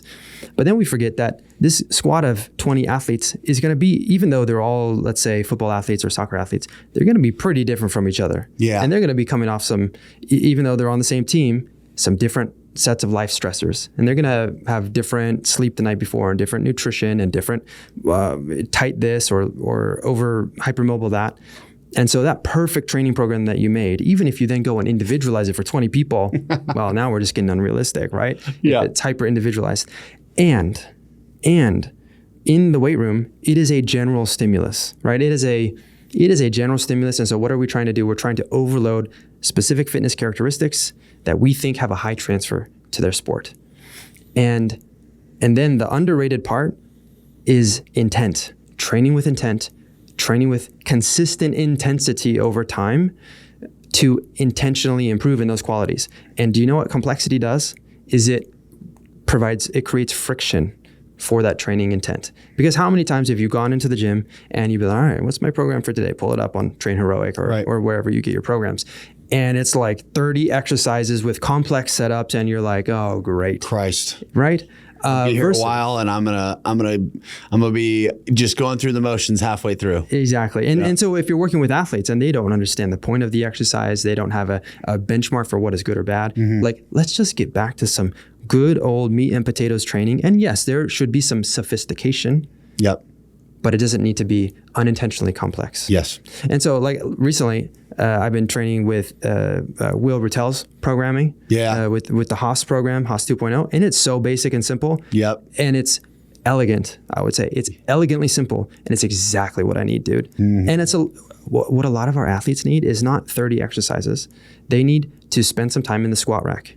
They need to spend some time with Olympic derivatives. They need to hit 2 or 3 exercises with intent. Yeah. If you need volume, accumulate more volume on those lifts. And then, because there's got to be a skill acquisition thing. Yeah. And then hit your accessories and then let's get out of there. I love it. Shout out, Will. Yeah, I think it's about time for Will to come back on the show, I think. Okay. Last segment. This is solicited advice. This is brought to you by Aleco. I still can't believe they sponsor the show. Use code CoachEmUp10 for 10% off. When you click the link in the show notes, use that link, you get 10% off anything. And I have had many people tell me that link has been very helpful for helping them build out their at-home gyms. Just saying. Whoa, at-home Aleco gyms. I know, man. Dude. Yeah, or at least a lot of things from it. I get the feeling some barbells have been purchased using this link. Okay, so when you get to the airport, you're going to fly back home. You're going to be going through TSA, and you end up sort of sandwiched between a couple people throughout the entirety of that process as you slog through security. And for whatever reason, you feel compelled, convicted, overwhelmed with a sense that you have to share some unsolicited advice with the stranger standing just behind you. You turn to them and you say, "What?" Any piece of advice. It can be about life. It can be about training. It can be about anything. You're just going to unload some advice this person didn't ask for. Okay. And there's no prior question to the advice. None. No context. You're like, you know what? Bam. And then you're just going to turn right back around. Yeah. Well, if I did that to someone behind me, the advice I would give them, oh gosh, I'm going to give you two answers, because my initial thing would be to compliment them about something that they are doing well. Nice. And like if it's a lady with kids or a dude with kids, I'm going to say, you know what? I don't know what kind of week you've had with those kids, but I know that they could be hard sometimes. But you are the exact right parent for them. Keep doing what you're doing. Remember why you love them, right? And remember that even when you don't like them. And then keep it going. Maybe I'm saying the advice I need right now. I think that's what I'm doing. This is a podcast. It's not therapy, but when we turn the cameras off, maybe we'll just keep going on this. Because I think that's what most people need to hear. They don't need advice. I think they often need encouragement to remember their why. Yeah. So if I did have advice, then the follow-up would be to remember why you got into this whole thing. Yeah. Whatever this whole thing is. If this whole thing is being a strength coach, why? Remember why. If it's if it's being an engineer, if it's being a whatever, why are we doing this whole thing? Yeah, it's to make money. Yeah, it's to support our family. That's a really important why. To support yourself is an important why. But I think when we get beyond that, like if we're looking at the hierarchy of needs, like we want to contribute. We want to feel useful, to be useful, to contribute to human flourishing, to contribute to the success of the other. I think that's why society exists. That's why we're called into relationship with each other. That's why I do what I do, because there are these kids in front of me who think they want to go do these various things, and I can help them get there. And when I forget that, then it's, then I just get bent out of shape for grading or, for sure, lesson planning or whatever it is. Yep. And if we remember the why, then, it all dissolves. It does. That is wonderful advice, Jacob. We've come up on time. 2-hour episodes are our new standard. And honestly, it was much needed. Where can people find you, connect with you, and continue their Jacob Goodin experience? Let's go. Well, you can find probably too much of me on YouTube. You can get tired of my voice and my stories. I think it's at Dr. Jacob Goodin on YouTube. And so most of that is teaching content. And you'll see me, but with more hair from when I started during COVID up until now. And then I recently got back on Instagram as I was, building out this CSCS Accelerator course. So you can find me on Instagram. I'm still trying to find my, my cadence and my step there. Yeah. But I've learned a lot from guests from the show. Great. Like Dylan Shannon. Dude, and we connected too. What the hell, dude? That dude's an absolute unit. And then turns out that my videos helped him pass the CSCS. Get out of here, dude. Yes. Let's go. Oh my God, that's so cool. So you can find me there. And then it's made my day. And then if you just want to email me, I'm not going to say the email, but if you care enough to go find it on the internet, shoot me an email. No guarantee that it's going to make it to the top of my hundreds of student emails, but let's tour the lab together. We'll have you in, and it'll be awesome if you're ever in San Diego. So awesome. That's incredibly kind and generous of you. Everybody, Jacob Goodin, the doctor. Dude, thank you so much. Dude, thank you. Now we're about to go smash some upper body 10. Yes. And get a savage pump. Tank tops will be worn. It's going to be glorious. Dude, thank you so much for everyone who's made it this far. Thank you so much for listening, watching, and subscribing. And we'll see you guys next time, And hey, Zach owes us an exotic dance. Let's freaking go. Peace.